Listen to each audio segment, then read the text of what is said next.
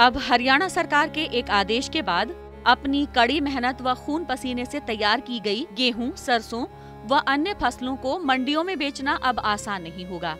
अब इसके लिए किसानों को बाकायदा रजिस्ट्रेशन कराना होगा, जिसमें किसानों को अपनी जमीन, फसलों तथा बैंक खाते का विवरण देना होगा।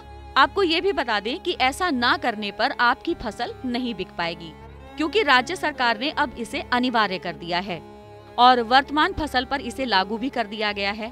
इसके लिए अभी किसानों को 31 जनवरी तक रजिस्ट्रेशन कराना होगा। वहीं जब से ये आदेश पारित किया गया है, तब से अधिकारियों के पसीने छूट गए हैं, क्योंकि राज्य सरकार ने बाकायदा निर्णय को लागू करवाने के लिए संबंधित अधिकारियों को निर्देश दिए और आवेदन पत्र जारी कर दिए हैं।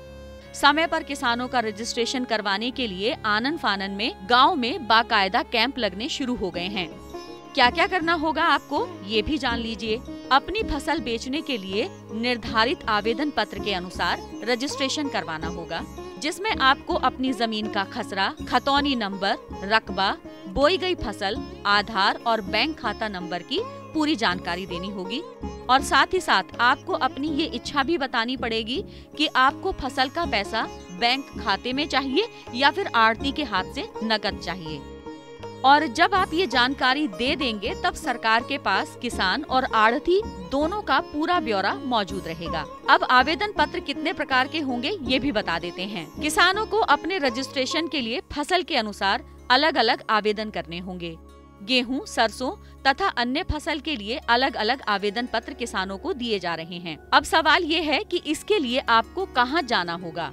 आप कॉमन सर्विस सेंटर पर रजिस्ट्रेशन करवा सकते हैं, जिसके लिए आपको उन्हें आधार कार्ड, बैंक पासबुक, किसान का फोटो, जमीन की फर्द, खतौनी नंबर, कीला नंबर और मोबाइल नंबर देना होगा। और अगर आप स्मार्ट हैं और स्मार्टफोन का इस्तेमाल करते हैं तो ऐप के जरिए अपना पंजीकरण कर सकते हैं।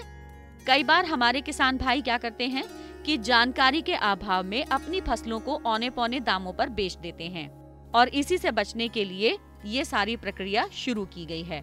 तो इसलिए भूलिए मत 31 जनवरी तक अपनी फसल का पंजीकरण करवा लें। तो जुड़े रहिए ग्रीन टीवी के साथ और पाएं वो हर जानकारी जो है आपसे जुड़ी हुई।